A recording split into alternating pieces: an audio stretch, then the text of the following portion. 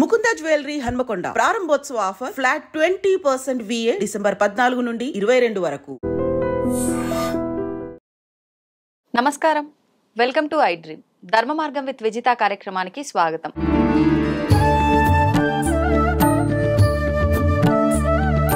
ప్రస్తుతం మనతో పాటు ఉన్నారు ప్రముఖ ఆధ్యాత్మికవేత్త సుభాష్ శర్మ గారు. ఇప్పుడు వారితో మాట్లాడి మరిన్ని విషయాలు తెలుసుకుందాం. నమస్కారం గురుగారు. గురుగారు, మార్గశీర మాసంలో వచ్చే అమావాస్యకి ఏదైనా ప్రత్యేకత ఉందా? ఆ రోజున ఎటువంటి విధి విధానాలు ఆచరిస్తే బాగుంటుందో తెలియజేయండి.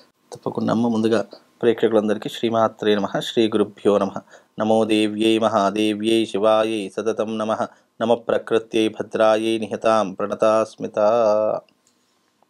మనకు మార్గశిర మాసము ఈ సంవత్సరము అంటే డిసెంబర్తో పోల్చుకుంటే సంవత్సరానికి ఆఖరి మాసము. ఇక ఈ మార్గశిర మాసము అనేటటువంటిది చాలా ప్రత్యేకమైనటువంటి మాసం. అందులోనూ మార్గశిర అమావాస్య. అమావాస్య అంటే పితృదేవతలకు ప్రీతికరమైనటువంటి రోజు, తిథి అని చెప్పడం జరిగింది.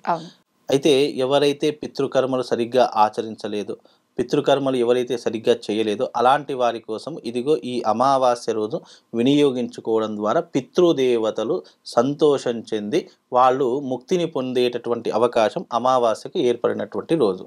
అయితే ఈ అమావాస్య ప్రత్యేకత ఏంటంటే, ఎవరైతే మధ్యంతరంగా చనిపోయినటువంటి వాళ్ళు ఉంటారో, వయసు మీరకుండా చనిపోయినటువంటి వాళ్ళు ఉంటారో, లేదా అకస్మాత్తుగా రోడ్డు ప్రమాదంలో కానీ లేదా అకస్మాత్తుగా ఏదైనా అనుకోనటువంటి సంఘటనల వల్ల చనిపోయినటువంటి వారు కానీ ఎవరైనా ఉన్నట్టయితే, అంటే సెల్ఫ్ అంటే వాళ్ళంతటా వాళ్ళు ఆత్మహత్య చేసుకొని చనిపోయినటువంటి వారు కానీ ఎవరైనా ఉన్నట్టయితే అలాంటి వారి కోసం ఈ మార్గశిర అమావాస్య చాలా ప్రత్యేకమైనటువంటిది అని చెప్పడం జరిగింది. కాలం తీరకుండా ఎవరైతే మరణిస్తారో వాళ్ళు ప్రేత రూపకంగా సంచరిస్తారు. గాలి రూపంలో, ధూళి రూపంలో, చెట్ల రూపంలో, పుట్టల రూపంలో వాటి మీద సంచరిస్తూ ఉంటారని శాస్త్ర నిర్ణయం. అలాంటి వారి కోసము ఈ అమావాస్య రోజున పితృతర్పణము, పితృయాగము, అలాగే గంగా స్నాన విధిని ఆచరించడం ద్వారా వాళ్లకు ముక్తి కలుగుతుంది అని శాస్త్రవచనం. కోరికలు తీరకుండా చనిపోయినటువంటి వారు కానివ్వండి, మధ్యంతరంగా కాలం చేసినటువంటి వారు కానీ అలాంటి వారి కోసం పితృతర్పణం, పితృయాగం చేయడం ద్వారా ముక్తిని పొందుతారు అని శాస్త్రవచనం. ఈ యొక్క అమావాస్య కూడా అదే కోవకు చెందినటువంటిది.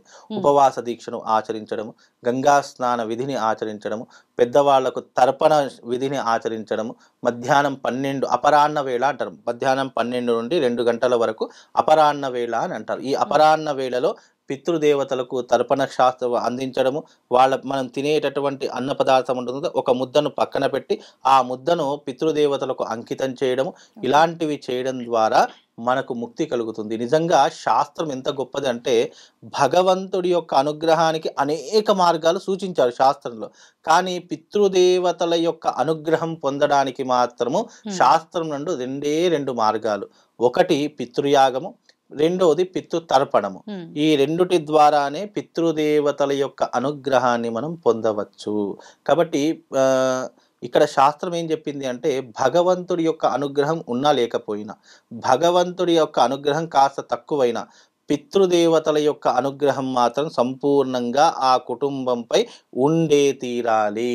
ఒకవేళ ఉండకపోతే గనక ఆస్తి నష్టము, ఆరోగ్య నష్టము, ప్రాణ నష్టము, మనం ఎంత సంపాదించినా నిలకడ ఉండకపోవడము, కుటుంబంలో ఎప్పుడు ఆడ సంతానమే జన్మించడము, ఇక మగ సంతానం జన్మించకపోవడము, భార్యాభర్తల మధ్య వైరం ఏర్పడము, కోర్టు కేసులు, వివాదాలు ఎక్కువైపోవడము, బిజినెస్లో లాస్లు రావడము, ఇలాంటివన్నీ కూడా ఎందుకు జరుగుతాయి అంటే, బికాజ్ మన జన్మరాహిత్యాన్ని మనం దూరం చేసుకోకపోవడం వల్ల, మనకు జన్మనిచ్చినటువంటి పూర్వీకుల యొక్క అనుగ్రహం మన మీద లేకపోవడం వల్ల.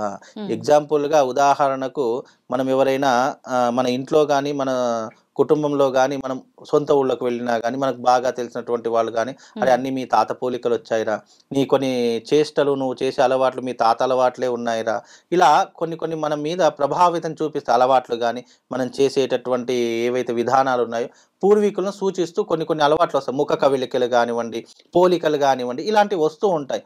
ఎందుకు వస్తాయి అని అంటే, ఆయా పితృదేవతల యొక్క రుణాన్ని మనం తీర్చుకోలేదేమో, అందుకే మళ్ళీ వాళ్ళు ఈ జన్మలో మన గర్భాన జన్మించి మన యొక్క రుణాన్ని తీర్చుకోవడానికి లేదా వాళ్ళ యొక్క రుణాన్ని తీర్చుకోవడానికి మళ్ళీ మన వంశంలో జన్మించారేమో అని భగవంతుడు సూచిస్తుంటారు. కానీ ఇవన్నీ నమ్మడానికి చాలా హాస్యాస్పదంగా ఉంటాయి. కానీ నిజానికి వాస్తవానికి కర్మ ఎవరిని వదిలిపెట్టదు. కర్మ ఎప్పటికైనా రిటర్న్ వస్తూనే ఉంటుంది.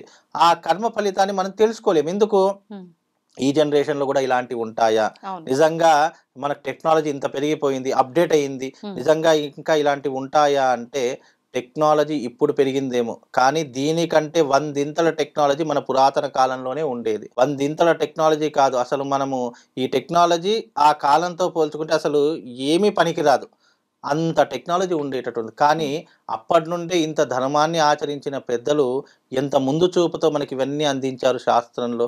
అంటే భగవంతుని ఆరాధన పొందడానికి నువ్వు 100 మార్గాలు సూచించినప్పుడు పితృదేవతల అనుగ్రహం పొందడానికి 2 మార్గాలు సూచించారే అని మనం ఆలోచన చేసుకోవాలి.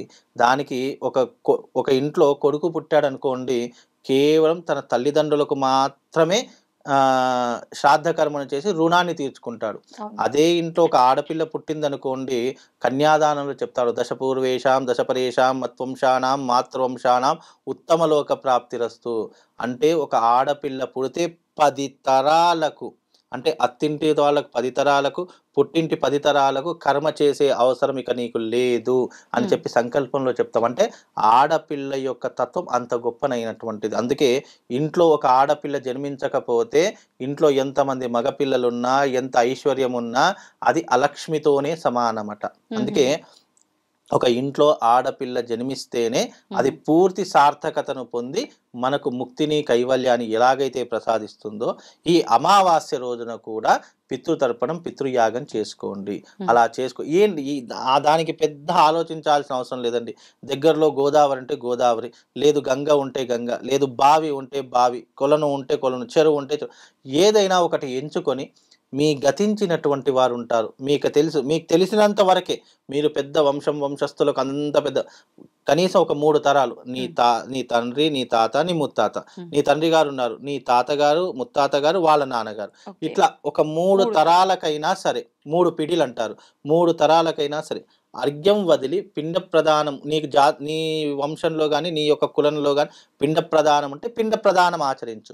లేదు పిండ ప్రదానం ఏం చెయ్యమండి, మేము ఎవరు కూడా ఆచరించలేదు, తిల తర్పణం, చేతిలో నువ్వులు వేసుకొని తర్పణం చేసినా నీకు అత్యంత పుణ్య ఫలితం పితృదేవతల ద్వారా కలుగుతుంది. పితృదేవతల యొక్క అనుగ్రహం ఒక్కసారి కలిగింది అంటే ఆ జీవితంలో ఎప్పుడు వాళ్ళ యొక్క కుటుంబంలో, వంశంలో ఎప్పుడు ఇబ్బందులు రావు. లేదు పితృదోషం ఉంది జాతకంలో, పితృశాపం ఉంది, స్త్రీ శాపం ఉంది, అలా అనుకున్నప్పుడు అమావాస్య రోజున, ప్రతి నెల అమావాస్య వస్తుంది, అమావాస్య వచ్చింది అంటే గనక దానికి చేయవలసినటువంటి శాంతి కర్మలు కొన్ని ఉంటాయి.